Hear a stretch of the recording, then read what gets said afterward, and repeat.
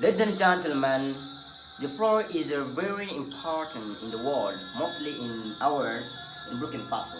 So nobody must take the floor without introducing himself. Just to tell you that you have in front of you today Mr. Amza Sankara.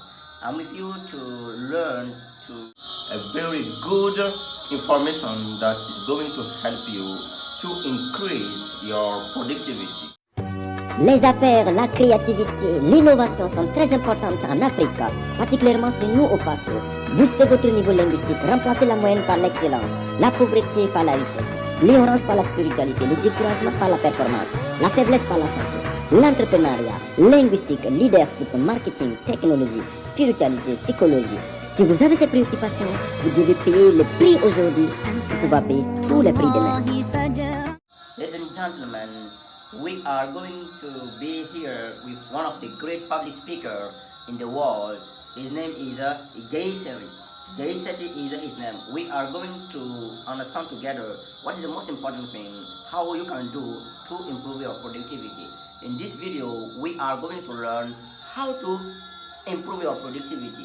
In this video, we are going to learn 6 ways to improve your productivity, because sometimes you are at home but you are not at home. You are at home with your children, with your wives, and you are not focused. In whatever you are doing, you are not focused. The difference between the rich people and the poor people is how they use their time. If not, in this world, all people have 24 hours per day, but the difference is how we use our times. The difference is how we are productive. The difference is how we focus about what we want to do. The difference is how we use our time in the good way. In this video, we are going to see what is the most important thing in time management. What is the most important thing in productivity? What is the most important thing in leadership? What is the most important thing in what is the most important thing in psychology? What is the most important thing in your relationship? What is the most important thing in psychology? What is the most important thing in your relationship? What is the most important thing in your career in business? So in this video, we are going to learn at least 6 ways to be more productive. Before that, we are going to listen one of the great public speakers, that is Jay Seri. I'm going to translate the proposition of Jay Seri about time management in order to be more productive, in order to increase your level, in order to grow fast in the world. You don't need even to work, about your business. Your business is not the problem, you are the problem. You have to work on yourself. You have to work on your spirituality. You have to work on your psychology. You have to work on your productivity. You have to work on your behavior. How you do things is more important. How you do things is more important than what kind of things you are doing. How much time do you spend on your phone? Be honest with me. I'm going to be honest with you as well. I want you right now to go to your phone and type in screen time. If you've never done this before, you're in for a shock. My daily average right now is around 9 hours. That is crazy. It's nearly every moment I'm awake, bar the time that you're about to find out. So in this world where we're all surrounded by screens, my whole life is full of screens. When we gap, every time we're waiting, every time we're in between something, the first thing we look for is our phone. And as we all know, if you're not measuring something, you cannot change it. Let's start measuring, let's start changing. So the first thing I want to share with you that has truly changed my life is don't look at your phone first thing in the morning. When you wake up to your phone first thing in the morning, you're exposing yourself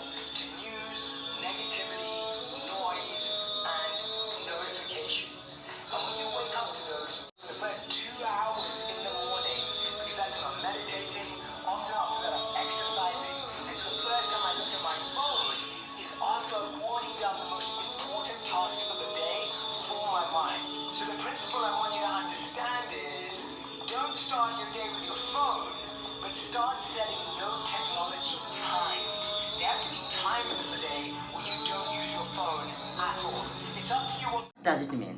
Qu'est-ce que cela veut dire? C'est-à-dire, dans la matinée, quand vous vous levez le plus souvent, la première des choses qui vous touchez, c'est votre téléphone. Et quand vous êtes à la mosquée, avant que l'imam vienne, quand vous êtes à l'église, avant que le pasteur vienne, la première des choses que vous touchez, c'est votre téléphone. Et quand vous êtes dans les files d'attente, la première des choses que vous touchez, c'est votre téléphone. En fait, nous sommes dans un monde beaucoup plus envahi par la technologie. Nous sommes dans un monde beaucoup plus envahi par les écrans. Nous sommes dans un monde beaucoup plus envahi par tout ce qui est Internet, par tout ce qui est WhatsApp, Facebook, par tout ce qui est technologie, de la blockchain, de ceux qui sont des traders, ainsi de suite. Maintenant, comment être beaucoup plus productif malgré tous ces outils? Est-ce que vous essayez de comprendre? Comment être beaucoup plus productif malgré l'envahissement des technologies dans notre monde? Comment être beaucoup plus productif? Parce qu'il y a des étudiants qui suivent des cours en ligne, c'est vrai. Il y a des gens qui suivent des bonnes vidéos sur YouTube, comme ce que nous sommes en train de faire, c'est vrai. Mais il y a des gens, même s'il est stressé un peu seulement, il utilise son téléphone. C'est vrai, il est sur le téléphone, il ne fait rien, mais il est en train de taper. Ce qui n'est pas bon pour sa productivité, ce qui n'est pas bon pour sa concentration, ce qui n'est pas bon pour même son cerveau, parce qu'il n'a pas le temps pour réfléchir. Donc, selon Gay Seti, la chose la plus importante concernant la technologie, concernant nos usages des matériels technologiques, c'est quoi? Dans la matinée, très tôt le matin, il ne faut pas utiliser le téléphone. Très tôt le matin, avant de faire au moins une seule chose importante pour vous dans la journée. Vous pouvez faire une décision. Quand vous levez dans la matinée, vous allez faire une décision. Par exemple, avant de toucher mon téléphone, je vais lire un livre avant de regarder mon téléphone. Je vais faire quoi? Je vais faire une méditation avant de regarder mon téléphone. Je vais réfléchir, je vais programmer. The most important thing is to be careful. So when you wake up in the morning, you have to be very careful to use your mobile phone. Because sometimes it's really complicated to be focused. It's really complicated to be every time productive. When you wake up in the morning, it's not really wonderful to at the same time, your first thing to do is to touch your mobile phone. This is the most important thing. This is the first thing you have to avoid. This is the first thing you have to avoid. Voici la première chose que vous devrez éviter, c'est quoi? C'est de toucher le téléphone très tôt le matin au réveil. Il faut mettre ce qu'on appelle de bonnes habitudes. Mettez un livre au bord de votre lit. Si vous rêvez dans la matinée, vous allez faire quoi? Vous allez lire un livre, même si c'est 15 pages, avant de toucher votre téléphone. Vous allez lire un livre, même si c'est 30 minutes, avant de toucher votre téléphone. Vous allez faire quoi? Vous allez aller au terrain, vous allez courir, vous allez faire au moins 30 minutes d'exercice physique avant de venir toucher à votre téléphone. Vous allez ainsi de suite. Il faut décider. Ou bien ceux qui lisent, vous allez lire la Bible ou bien le Coran, au moins quelques minutes avant de toucher à votre téléphone. But one of the things we have to learn to do in our life is we have to learn to step back and sit in the discomfort. We have to sit in the awkwardness, and no matter how uncomfortable it is, we have to break past that barrier. If we don't go beyond that barrier just in dealing with our phones, we'll never be able to break that barrier in any other way. La deuxième chose ici, la plus importante ici, c'est quoi? C'est l'inconfort en fait. L'habitude est une seconde nature. Il faut ici accepter l'inconfort en fait. Ça veut dire quoi? Quand vous commencez à mettre en place une bonne routine, vous réveillez dans la matinée, vous n'utilisez pas le téléphone portable, c'est très dur pour vous. Table en famille pour manger, en fait, vous mettez de côté le téléphone portable. Ce sont des habitudes très difficiles à faire en fait. Et quand vous essayez, quand vous êtes avec votre partenaire, votre femme ou bien votre mari, vous voulez parler, il faut mettre de côté votre téléphone en fait. Ce sont des habitudes très dures à pratiquer. Ce sont des habitudes en fait inconfortables. Ce sont des habitudes souvent insupportables. Ce sont des habitudes en fait souvent inhabituelles, mais ce sont des habitudes qui payent en fait. Ce sont des habitudes qui payent. Je paraphrase ici pour que vous puissiez comprendre quelque chose de très important ici. Je paraphrase ici pour que vous puissiez comprendre quelque chose ici de très important. Il s'agit de quoi? Il s'agit de les relations en fait, l'impact ici du téléphone portable dans les couples. L'impact du téléphone portable dans les couples. En fait, c'est la chose la plus importante.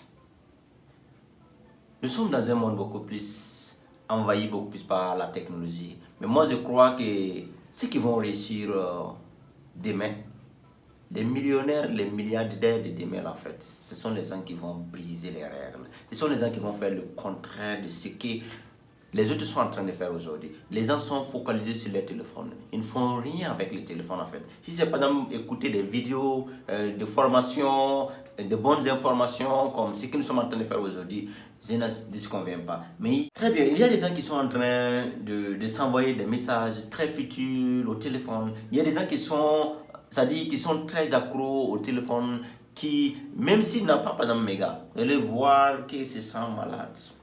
Il y a des gens, si leur méga est fini, ils se sentent mal à l'aise. Il y a des gens, si le téléphone n'est pas à côté, il n'est pas à l'aise. La deuxième chose la plus importante ici, c'est quoi? No phone. No phone when you are with friends. No phone when you are with your family. No phone when you are with your brothers and sisters. No phone when you are in the eating table. Ça dit, ici, là, ça veut dire quoi? Pas de téléphone quand vous êtes en famille, pas de téléphone quand vous êtes en train de discuter avec vos amis. Oui, c'est inconfortable. Oui, c'est difficile. En fait, il y a ce qu'on appelle la simulation, en fait. Il y a des gens qui sont excités pour regarder, en fait, leur téléphone. Ils sont excités pour regarder les notifications. Ils sont excités à regarder, en fait, les messages. Ils sont excités à regarder, en fait, des images qui se passent, qui se faufilent sur Facebook. Ils sont excités à regarder des statuts de 24 heures par 24, toute la journée, sans rien avoir.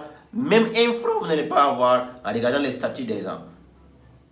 No phone when you are with friends. So we are going to listen more here, Gayseri, to understand more what he want to mean by no phones when we are with friends. Ça veut dire quoi? On va essayer d'écouter davantage Gayseri, my friends, mon ami, pour essayer de comprendre davantage pourquoi il ne faut pas avoir de téléphone portable, beaucoup plus prioritaire quand nous discutons avec des gens, quand nous sommes en famille, quand nous sommes à la mosquée. Besoin de cette chaleur humaine. Avec vos enfants, avec votre femme, avec vos amis, nous avons besoin de cette chaleur humaine. Nous avons besoin de la franchise dans la discussion. Nous avons besoin de l'honnêteté. Nous avons besoin, quand nous sommes sur la table, pour manger, dans la salle à manger, nous avons besoin de manger ensemble, en s'écoutant, en se regardant, sans utiliser le téléphone portable.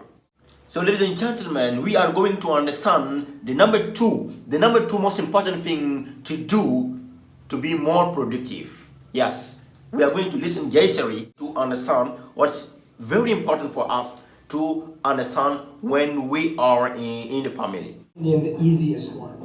When you're with loved ones, when you're with family, when you're with your friends, make a vow to not use technology. Make a vow that when you're with your friends, when you're with your family, that you will not be on your phone. Gayseri a parfaitement raison par rapport à ce qu'il a dit en fait. Et quand nous regardons aujourd'hui dans nos couples, tu vas aller voir dans une famille, c'est-à-dire des gens qui sont assis, chacun assis avec son téléphone, en train de regarder. Les gens ne s'écoutent plus, les gens ne se comprennent plus. Après, ils vont dire que les enfants sont mal éduqués. Après, ils vont dire que voilà, ma femme n'est pas bonne. Après, ils vont dire que mon mari n'est pas bon. Après, ils vont dire que l'éducation des enfants, ce n'est pas la peine. Alors que c'est vous-même le problème. Yes, Gayseri a parfaitement raison. Maintenant, quelle est la troisième chose ici la plus importante pour être beaucoup plus productif dans notre société actuelle en fait? C'est très simple. Vous avez besoin de créer ce qu'on appelle des zones non technologiques. Vous avez besoin de créer ce qu'on appelle des zones non technologiques, c'est-à-dire des zones sans technologie. Il va falloir dans votre maison créer des lieux où le téléphone portable n'a pas accès à ces endroits, où la télévision n'a pas accès à ces endroits. Ça vous comprenez? Nous avons besoin de créer des zones sans technologie, des zones sans téléphone, des zones sans dérangement de l'écran. Nous avons besoin de créer des zones où, dans la maison en fait, dans la cour, ça peut être dans la cour, ça peut être dans la cuisine, ça peut être en tout cas quelque part au jardin, dans la maison, que vous décidez de créer des zones où le téléphone portable n'a pas droit à accéder, où votre télévision n'a pas droit à accéder, où votre ordinateur portable n'a pas droit à accéder. Des zones sans téléphone portable, des zones sans technologie. Et vous pouvez aussi le faire. Vous pouvez enlever des endroits dans la maison où le téléphone portable n'a pas accès. Le téléphone portable n'a pas droit à y accéder. Vous pouvez aussi mettre une règle dans la maison que toute personne qui vient, tous les téléphones portables restent au niveau du véranda. This is the most important thing. En fait, to be more credible, pour être beaucoup plus réalistique, nous allons essayer de comprendre J-Series encore dans cette période. Pourquoi j'ai dit de créer des zones sans technologie. You're going to learn something new about that person. You're going to become more curious. Your mind actually has the opportunity to start building a different bond. Earlier I mentioned that you want to create no technology times in your home. You also want to create no technology zones in your home. In mine and Radhi's home, those spaces are the dining table and the bedroom. Ça, c'était pour confirmer en quoi il est très considérable de choisir des zones non technologiques. Gentlemen, this is very important. What J-Series just come to say, c'est que J-Series vient de dire c'est très important en fait. C'est très utile en fait pour la productivité. Il faut savoir où mettre les moyens de télécommunication, il faut savoir où mettre les écrans, il faut savoir où mettre les téléphones portables, les ordinateurs et tout ce qui est distractif. So, ladies and gentlemen, oui, sans plus tarder, nous allons voir cinquième partie la plus importante ici, c'est quoi? Comment essayer de travailler votre focalisation? C'est très simple. Créer des mois de livres à la place de la technologie. Il faut créer des semaines de livres à la place de la technologie. Il y a une semaine que vous pouvez décider de prendre la télévision, vous mettez au magasin, vous fermez, et à la place de la télévision, vous déposez des livres. Si vous comprenez. Vous comprenez? Il faut aussi choisir des journées sans téléphone. Au lieu des livres. Les journées, les dimanches, comme les samedis. Vous sortez, vous et puis votre conjoint, chacun prend un livre, vous partez au parc. Et puis vous laissez les téléphones portables à la maison.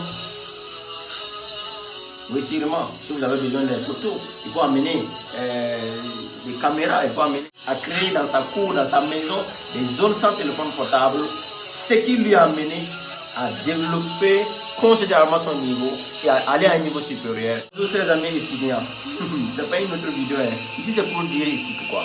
C'est pour m'adresser directement maintenant aux étudiants, aux élèves et étudiants dans tout le monde entier. En fait, quel est l'impact de la technologie par rapport à la croissance intellectuelle, psychologique, physique et sociale des élèves et étudiants en fait.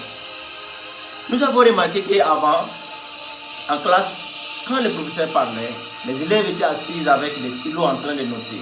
Les élèves étaient assis avec des feuilles blanches, avec des feuilles en train de noter, en train de prendre note. Mais aujourd'hui, en plein cours, en pleine méditation, en pleine séance très importante, vous allez voir des gens qui sont en train de naviguer sur YouTube. Des gens qui sont en train de chatter sur Messenger.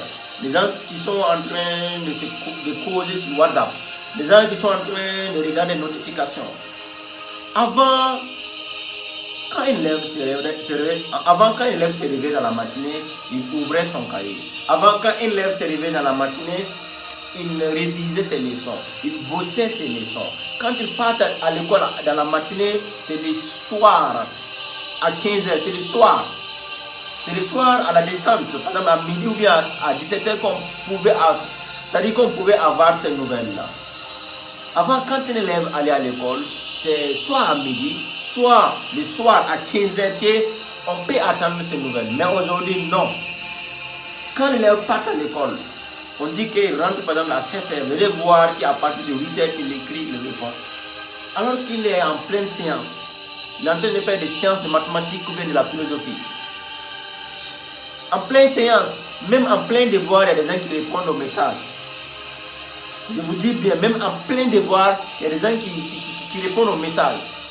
Les jours de devoir, il y a des gens qui répondent même aux appels.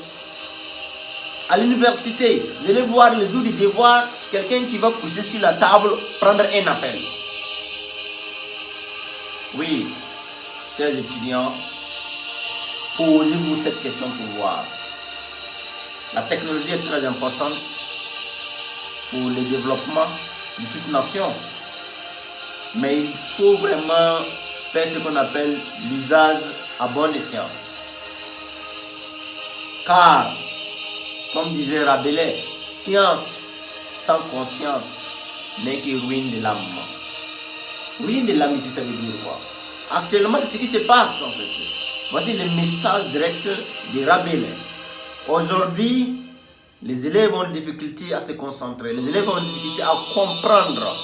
C'est-à-dire la vraie profondeur des choses. Un jour, je me suis posé la question. Est-ce que vous savez, les gens qui ont créé la technologie, les gens qui ont créé les téléphones portables sont plus intelligents qu'aujourd'hui, nous les utilisateurs. Donc, posons-nous cette question. Et si l'Internet existait avant l'Internet, est-ce que vous les étudiants aujourd'hui, vous allez pouvoir créer la technologie? Est-ce que vous allez pouvoir créer l'Internet? Est-ce que vous allez pouvoir créer Amazon? Est-ce que vous allez pouvoir créer Alibaba aujourd'hui? Je demande tout simplement, si l'Internet existait avant l'avènement de l'Internet, est-ce que vous me comprenez? Je demande, les gens qui ont réfléchi profondément pour créer des vrais livres, pour mettre en place des grandes entreprises, pour créer des buildings, pour créer c'est-à-dire pour créer des bateaux, les gens qui ont réfléchi pour créer des avions, les gens qui ont réfléchi pour créer des immeubles, les gens qui ont réfléchi pour créer des trains, les gens qui ont réfléchi pour créer toutes ces créations. Je veux tout simplement demander pour savoir, est-ce que si l'Internet existait avant l'avènement de l'Internet, est-ce que vous les étudiants actuels qui sont dans les universités, vous allez être capables de pouvoir créer la technologie, de pouvoir créer tout ce qui existe aujourd'hui? Et dans les entreprises, toi en tant que secrétaire, toi en tant que comptable, tu reçois quelqu'un et tu prends ton téléphone, la personne te parle, tu es en train d'utiliser ton téléphone, la personne te parle, tu es en train de répondre des messages sur WhatsApp. Non, mais ce n'est pas responsable, mais tu respectes pas ton client. Tu dois déposer ton téléphone, fermer ton téléphone, je n'ai pas dit d'éteindre, tourner le téléphone, c'est-à-dire la face du téléphone contre la table, et puis tu t'assois, tu l'écoutes attentivement, et tu prends note. Ton ordinateur en fait. Mais un client qui tape, c'est-à-dire qui parle avec toi, il est assis en train de parler avec toi, et tu es en train de faire quoi? Et tu es en train de regarder ton téléphone. Et tu dis que tu es un homme d'affaires, et tu dis que tu travailles dans une entreprise. Oui, il faut laisser ça tomber. Car si nous voulons le développement de l'Afrique et du monde en général, la technologie devrait avoir sa place dans notre société. La technologie ne doit pas être la société. Et la société aussi ne peut jamais aussi être la technologie. Chacun doit avoir sa place. D'être un prêtre ou un imam pour comprendre ce message. On n'a pas besoin d'aller à la Mecque ou à Rome pour étudier, pour comprendre ce message. Mais gars, toi qui partes à la mosquée le jour du vendredi, et l'imam parle et tu es en train de tâter les gens sur Messenger. Mais toi qui partes à l'église le jour du dimanche, et le pasteur parle et tu es en train de faire selfie. Et toi tu partes. Je vous dis, on n'a pas besoin d'être un chef religieux pour comprendre ce message. La spiritualité a sa place et aussi la technologie aussi a sa place. Avant, quand les gens partaient à la mosquée, ils amenaient le Coran. Avant, quand les gens partaient à l'église, ils amenaient la Bible. Aujourd'hui, quand les gens partent à la mosquée ou bien à l'église, ils amènent le téléphone portable à la place de la Bible ou bien du Coran. Est-ce qu'on a besoin d'être un chef religieux pour comprendre ce message? Est-ce qu'on a besoin de faire des longues études pour comprendre ce message? Il y a des gens arrivés devant la porte de la mosquée et quand ils constatent qu'il a oublié son téléphone portable, il peut repartir à la maison sur son téléphone portable avant de venir prier. On n'a pas besoin d'être un chef pour comprendre. À l'heure que je vous parle, il n'y a pas une mosquée dans le monde entier où le téléphone portable ne sonne pas. À l'heure que je vous parle, il n'y a pas une mosquée dans laquelle le téléphone portable ne sonne pas. À l'heure que je vous parle, il n'y a pas de l'église dans laquelle le téléphone portable ne sonne pas. À l'heure que je vous parle, il n'y a pas un couple dans lequel le téléphone portable n'a pas un impact. À l'heure que je vous parle, il y a des étudiants qui sont en train de naviguer l'air sec dans le téléphone portable.